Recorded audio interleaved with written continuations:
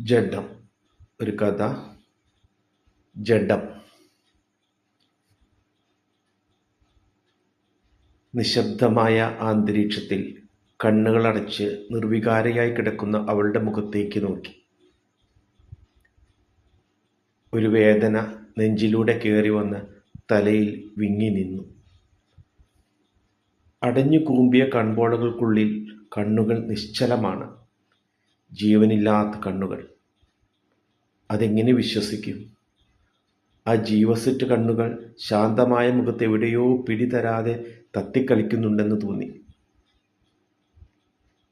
പറയാനേറെയുണ്ടായിരുന്ന വാക്കുകൾ ഒരു പക്ഷേ അന്തരീക്ഷത്തിൽ അലിഞ്ഞു ചേർന്നിരിക്കാം. പക്ഷികളുടെയും മറ്റും ശബ്ദങ്ങളായി എന്തൊക്കെയോ പുലമ്പുന്നുണ്ടാവാം. അവൾ പതുക്കെ പറയുന്ന പോലെ തോന്നി. ഞാനിതാ എൻ്റെ മനസ്സിലെ കെട്ടഴിച്ചു വിട്ടിരിക്കുന്നു. സ്വതന്ത്രയായിരിക്കുന്നു. ഇനി അത് നിങ്ങളെ വരിഞ്ഞു മുറുക്കാതിരിക്കട്ടെ. നിങ്ങൾക്ക് മനഃശാന്തി തരട്ടെ. അവിടെയും ഇവിടെയുമായി ഉയരുന്ന ബന്ധുക്കളുടെ കരച്ചിൽ പോലും ശ്രദ്ധിക്കാതെ ഞാനിപ്പോൾ സന്തോഷത്തിലാണ്. എൻ്റെ മനസ്സുമുട്ട് ഇവിടെ അവസാനിച്ചിരിക്കുന്നു. നിശബ്ദമായ അമുഖം പറഞ്ഞു നിർത്തി. ആ മുഖം പറയുന്നത് ഇപ്പോൾ വ്യക്തമായി കേൾക്കുന്നുണ്ടെന്ന് ഉണ്ണിക്ക് തോന്നി. ഏതാനും മണിക്കൂറുകൾ മാത്രം. അത് കഴിഞ്ഞാൽ അത് കുറച്ച് ചാരമായി മണ്ണിലലിയും. പിന്നെ നിങ്ങളും സ്വതന്ത്രനാണ്. വീണ്ടും എണ്ണി എണ്ണി എന്തൊക്കെയോ പുലമ്പുന്ന പോലെ തോന്നി. ഉണ്ണിയേട്ടാ, ഞാനിവിടെ എത്തി. നോക്കൂ, ഞാൻ മാത്രമല്ല, ഇവിടെ ഏറെ പേർ എന്നെപ്പോലെ ഉണ്ട്.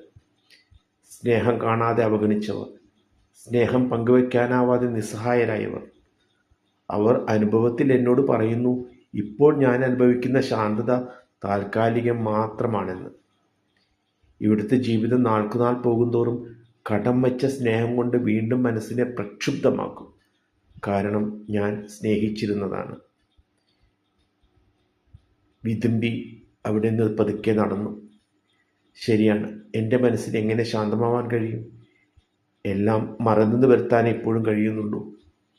കാരണം ഞാനും സ്നേഹിച്ചിരുന്നതാണ്.